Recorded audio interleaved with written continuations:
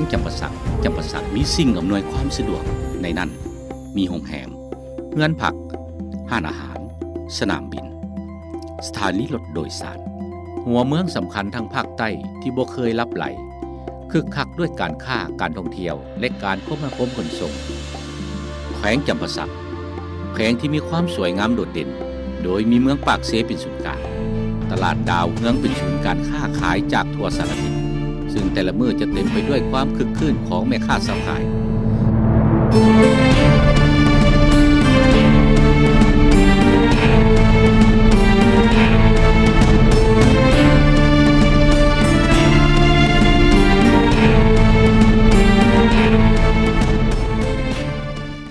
ความน้ำของไปทางฝั่งขวา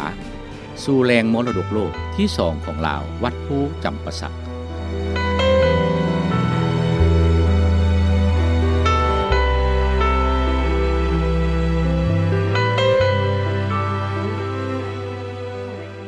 ราสาทหินศิลปะสถาปัตยกรรมหลายยุคหลายสมัยทั้งแบบปะปวนและแบบโกเก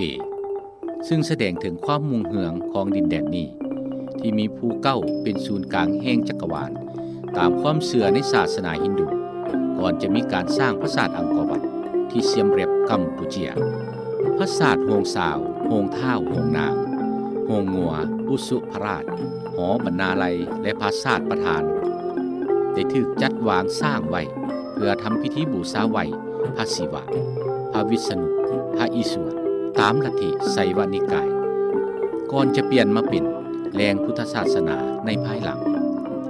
ที่นี่ท่านจะได้เห็นความยิ่งใหญ่อลังการของปราสาทหินที่คนรุ่นก่อนสร้างขึ้นมาอย่างอัศจรรย์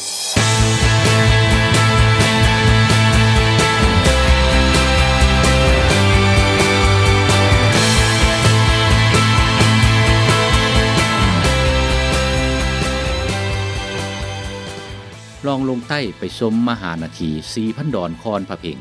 ก็ดอนที่มากมายที่สุดในแม่น้ำของ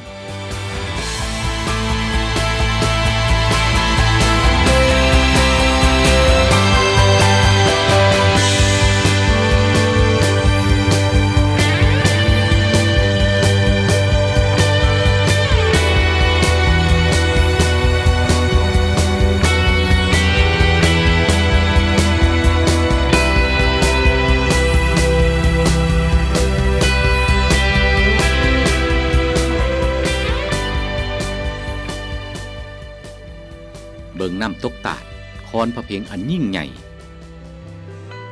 สมได้ตื่นตาตื่นใจในศิลปะธรรมชาติจากนั้นก็ขึ้นสู่ภูเพียงบริเวณดินแดนผู้สูงที่อุดมสมบูรณ์ด้วยธรรมชาติน้ำตกตาดหลาย10 แห่งที่จะเฮ็ดให้ทานซุ่มซื่นเย็นใจที่ได้มาเห็นหากมักความท้าทาย